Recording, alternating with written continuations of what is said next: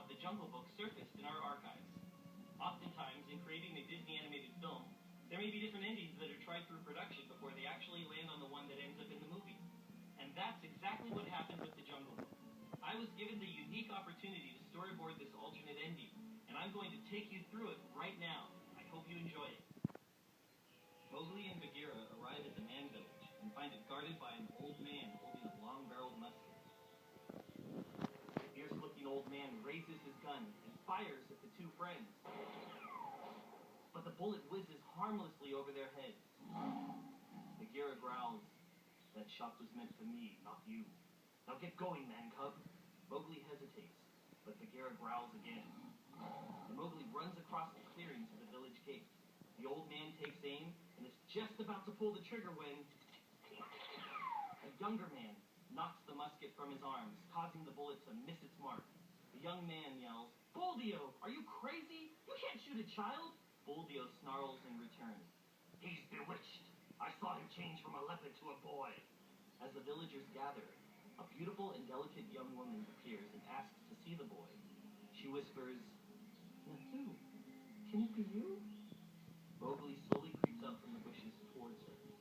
The man who saved Mowgli's life now comes forward and says, "He is no beast. He is our son, who was taken from us by the floods, brought back now by some miracle."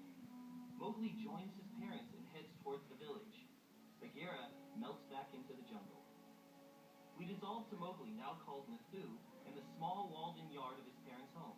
He has now learned the ways of man and has lived peacefully in the village for 3 months. But he is becoming restless and anxious. And suddenly, he leaps to the top of the garden wall and escapes into the village. His mother cries out for him to stop. Mowgli bounds away along the thatched rooftops of the village. Suddenly, Mowgli spots his old enemy Buldeo telling a group of spellbound children about how he killed the king of all tigers, Shere Khan. Mowgli listens to Buldeo's lies for a minute, but he cannot contain himself and he says, "I saw Shere Khan not too long ago. He is still very much alive." The old man flies into a fury. "No one believes you, jungle brat." "I did see him," says Mowgli, "on my way back from Monkey City." He tells the fascinated children about the fabled lost city with its great treasure of gold and silver and jewels. Buldeo scoffs at Mowgli's story. "The beast boy has caught the madness. He's been bitten by a jackal." Mowgli screams, "Shere Khan is alive, and he's become a man-eater, so you'd better be careful." Buldeo threatens Mowgli with his musket, but Mowgli's father steps between them and rescues his son. We dissolve to nighttime in the small house where Mowgli lives. He's in bed, staring at a fire. His parents are comforting him, telling him that it's okay that he made up a tall tale about seeing Shere Khan. They say goodnight and leave. Mowgli is troubled by all that has occurred. Suddenly, he has an idea. He lights a torch and leaps out the door. We dissolve to Mowgli running with his torch in the jungle. A herd of elephants panic at the sight of the fire, what they call man's red flower. He next terrorizes a rhino who screams, "The red flower! The red flower!" and goes crashing off through the trees. Mowgli finally reaches his destination, the Council Rock. He challenges Akela, "Come forward and face the weak man cub now!" We dissolve to a different part of the jungle, where Shere Khan becomes Mowgli's next target. Shere Khan hears Mowgli yell, "You yellow-striped coward! Mowgli the man cub has come back for you!"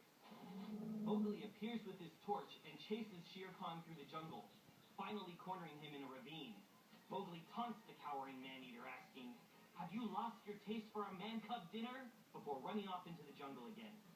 Later that night, Mowgli is sitting in a lonely spot with only a small bonfire for company.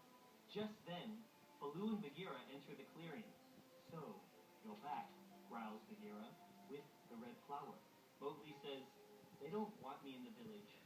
He explains that he has come back to live in the jungle, bringing the fire to protect himself. His two friends walk off disgusted with Mowgli's behavior. "You've only succeeded in making more enemies," says Bagheera. "I'll have none of it," says Baloo. Shere Khan is in the jungle listening to everything that's going on. He waits patiently for Mowgli's fire to go out, and then creeps into the clearing, ready to spring on the boy. But before he can attack, he is startled to see another another torch, this one carried by Mowgli's sworn enemy, Buldeo. Buldeo wakes Mowgli up with a rough poke in the ribs with his rifle. "Lead me to the lost city and the treasure," he says. As they walk, Mowgli says, "I thought you didn't believe me." "You were right about Shere Khan being alive, so I knew you were telling the truth. But it's a long way and I'm not sure I can find it." "Your life depends on it, boy." Shere Khan watches as the torch fades to a tiny speck in the distance, and then slinks after them. We dissolve to the duo riding at Monkey City.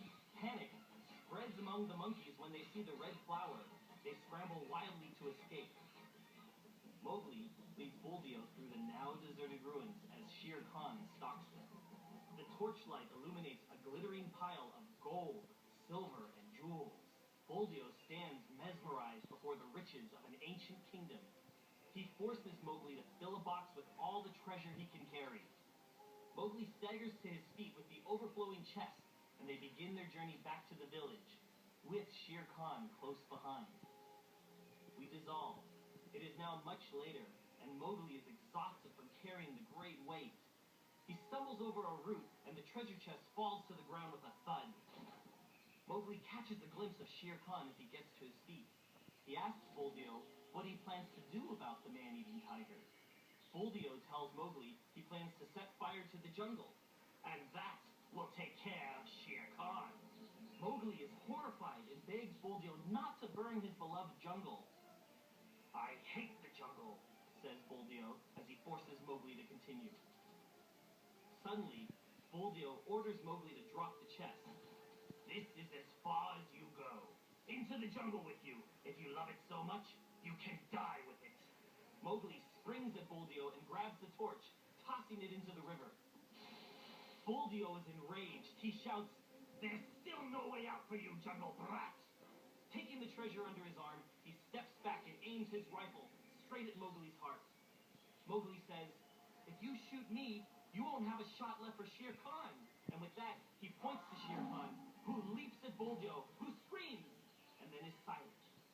Mowgli crawls through the underbrush, searching for the rifle that Buldeo dropped in the attack. He finds it just before the tiger spots him, and boom! The scene fills with smoke. It's daylight, quiet and peaceful in the jungle. Mowgli is talking to his good friends Bagheera and Baloo. Mowgli is excitedly telling the story of his adventures. He stops in the middle of his hair-raising tale when he sees Bagheera grinning at him. "You don't believe me?" he asks. "I believe you," Bagheera says. "I can see it very plainly out there in the grass." He gestures towards the body of Shere Khan lying on top of Buldeo. Two good friends escort Mowgli back to the edge of the village as they tell him that he will now be celebrated as a hero in the village and in the jungle. From that day forward, Mowgli was admired and respected by all the people of the village. And sometimes he made a special trip to see his other family, the one in the jungle. For Mowgli no longer had enemies in the jungle. The Siamese pack was reorganized under a new leader, and for the first time, a man cub was honored with full membership. And that man cub was Mowgli.